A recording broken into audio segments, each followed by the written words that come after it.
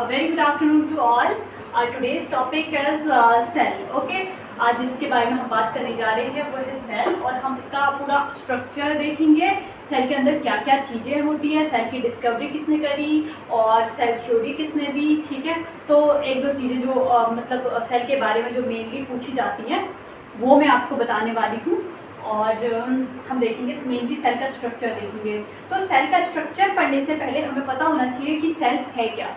ठीक है, cell is the structural and functional unit of life. ठीक है, ये स्ट्रक्चर ही नहीं बल्कि हमारे जो बॉडी फंक्शंस हैं, मतलब हम जो भी फंक्शन करते हैं वो काम भी कौन करता है, सेल करता है। ठीक है, तो हमारा जो सेल का काम है वो शेप देना और फंक्शन करना, डिफरेंट फंक्शन करना, वो हमारे बॉडी में जो होता काम होता है सेल का होता है। ठीक है, तो सबसे पहले हम देखेंगे सेल जो होती है structural and functional unit of life होती है।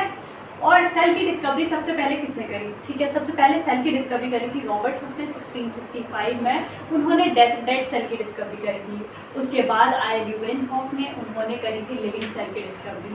और उसके बाद आपका दो सेल हो गए, प्लांट सेल और एनिमल सेल। जो प्लांट सेल की डिस्कवरी करी थी स्लेडन ने करी थी, जो एक बॉटनिस्ट थे, और जो स्वान थे वो जूलॉजिस्ट थे, उन्होंने एनिमल सेल की डिस्कवरी करी थी। ये तो नेम से ही पता चला, मतलब जूलॉजिस्ट और बॉटनिस्ट से पता चला। जूलॉजी है तो स्टडी, जूलॉजी का मतलब होता है स्टडी ऑफ एनिमल्स, तो एनिमल सेल की डिस्कवरी करी थी स्वान ने। और अगर बॉटनिस्ट है तो होगी, बॉटनी का मतलब होता है स्टडी ऑफ प्लांट्स, और तो प्लांट सेल की डिस्कवरी करी हमारे स्लेडन ने। ओके, तो ये हो गया हमारा सबसे पहले। जो डेड सेल दी थी वो रॉबर्ट हुक ने दी थी।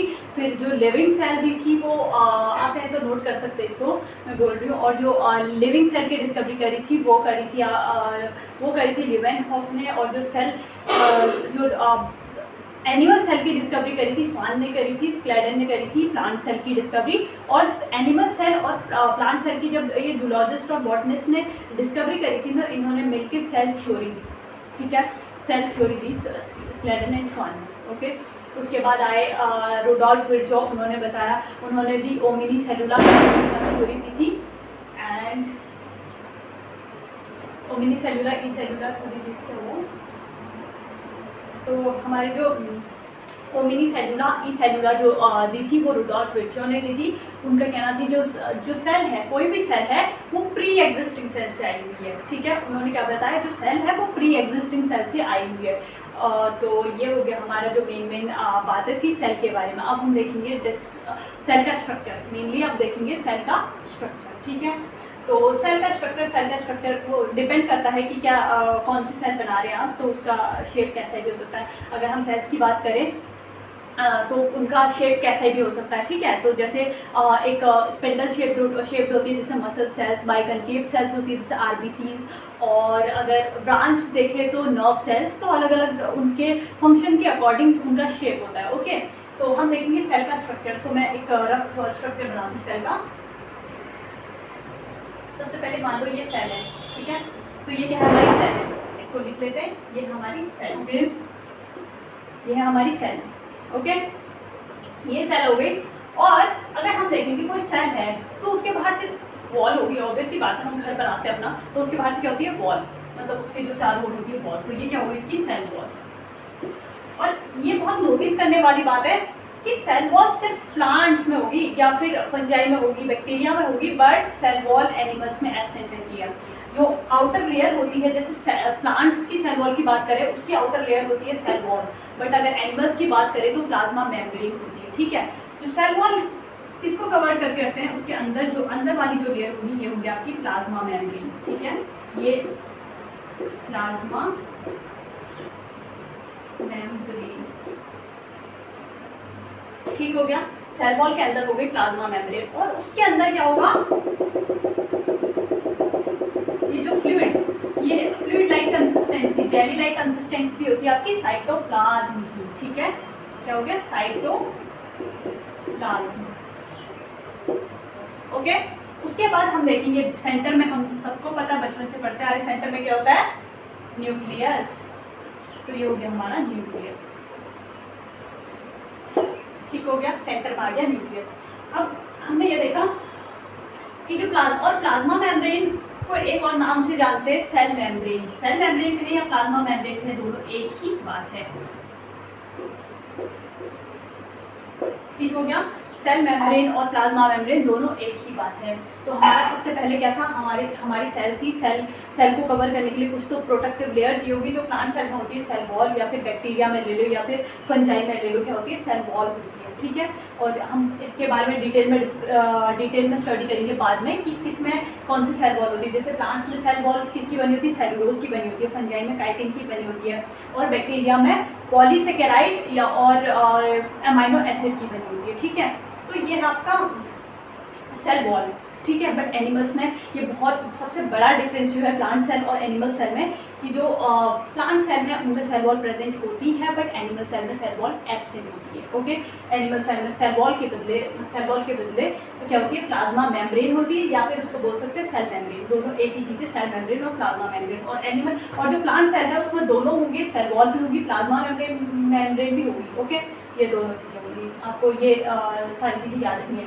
उसके बाद हमने देखा यहाँ पे जो भरा हुआ है ये जेली लाइक स्ट्रक्चर, वो है न्यूक्लियस। ओके, साइटोप्लाज्म, सॉरी जो सेंटर में है वो है आपका न्यूक्लियस, और ये क्या है, जेली लाइक स्ट्रक्चर जो है साइटोप्लाज्म, फ्लूइड लाइक स्ट्रक्चर के बीच में भरा हुआ है। ठीक है, तो ये हो गया हमारा सेल का स्ट्रक्चर। अब इसके बाद देखते हैं जो हमारा साइटोप्लाज्म है वो किस किस के बीच में है, न्यूक्लियस प्रेजेंट बिटवीन न्यूक्लियस और प्लाज्मा मेम्ब्रेन। ठीक है, प्लाज्मा मेम्ब्रेन और न्यूक्लियस के बीच में क्या भरा रहता है, साइटोप्लाज्म। और अगर हम बात करें प्लाज्मा मेम्ब्रेन की, तो ये क्या होती है, साइटोप्लाज्म और सेल वॉल के बीच का जो पोर्शन है उसको क्या बोल रहे हैं, प्लाज्मा मेम्ब्रेन। और अब देखेंगे न्यूक्लियस के अंदर क्या है। अभी तक हमने इतना देख लिया, ये तो खाली एक स्ट्रक्चर था कि हाँ थोड़ा सा सेल का, बट अब देखेंगे न्यूक्लियस के अंदर क्या होता है। ठीक है, अब ये है न्यूक्लियस। ऑब्वियस बात है, जैसे ये सेल थी, जो सेल में ये फ्लूइड लाइक कंसिस्टेंसी थी, जेली लाइक कंसिस्टेंसी थी, वो किस चीज़ की थी, साइटोप्लाज्म। सेल था तो सेल नेम से ही पता चल रहा साइटोप्लाज्म होगा।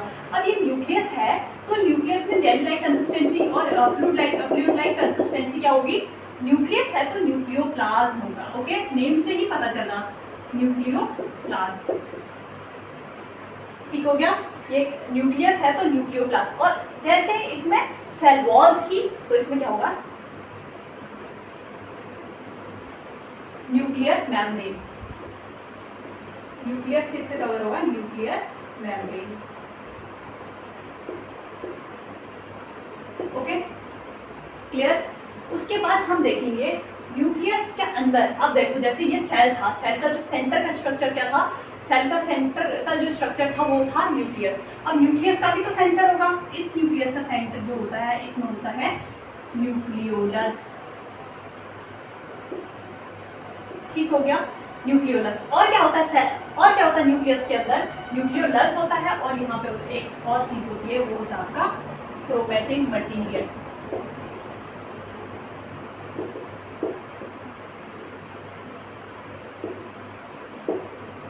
अब इस क्रोमैटिन मटीरियल के अंदर होता है आपका क्रोमोसोम। ये बहुत याद करने की बात है, आपको ध्यान में रखनी चाहिए। इसके अंदर होता है क्रोमोसोम। क्रोमैटिन मटीरियल के अंदर क्रोमोसोम होता है। क्रोमोसोम के अंदर आपका डीएनए प्रेजेंट होता है, और डीएनए के अंदर आपका जीन प्रेजेंट होता है, जो किस चीज के लिए रिस्पॉन्सिबल होता है, हेरिडेटरी मटीरियल। डीएनए के अंदर जीन होता है, और जीन क्या होता है हमारा, हेरिडेटरी मटीरियल। ठीक है, जो generation to generation character transfer करने में हेल्प करता है। ओके, वो क्या है हमारा जीन, इसको क्या बोलते हैं, हेरिडेटरी मटीरियल।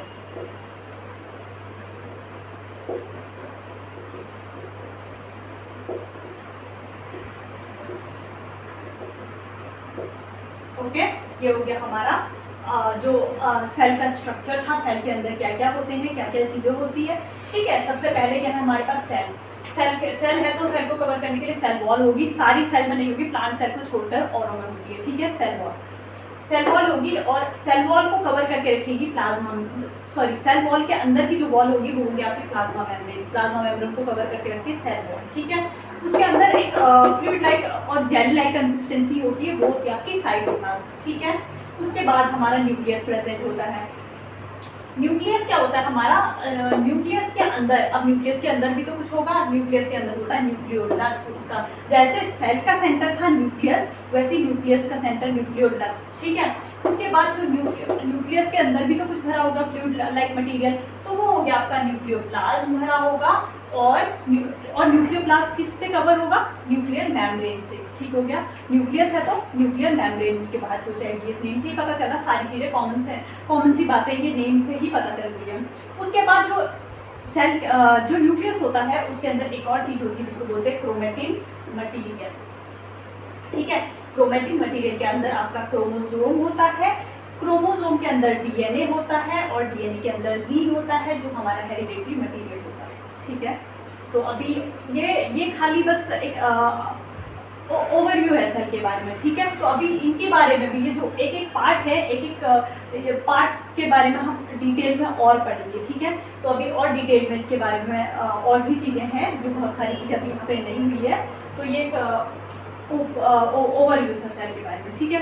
तो आप इतना ये जो बेसिक सी चीज़ें होती हैं, ये बेसिक सी चीज़ें जो है आप लोगों को बिल्कुल टेक्स्ट पर होनी चाहिए, और जो मैंने ओरली बोली है कि सेल की डेड सेल की डिस्कवरी किसने की थी, लिविंग सेल की डिस्कवरी किसने करी, और सेल थ्योरी किसने दी थी, ओमिनी सेलुला ई सेलुला किसने दी थी, तो ये सारी चीज़ें, ओके। तो ये सारा आपको एक बार रिवाइज कर लेना है इसको देखने के बाद, या चाहे आप इससे एक बार इसको क्या कर सकते हैं, रिवाइज कर सकते हैं इससे, ठीक है। और बना भी सकते हैं, जितना आप लिखेंगे उतना आपको याद होगा, तो आप लोग इसको लिख के याद कर सकते हैं, और सेल के बारे में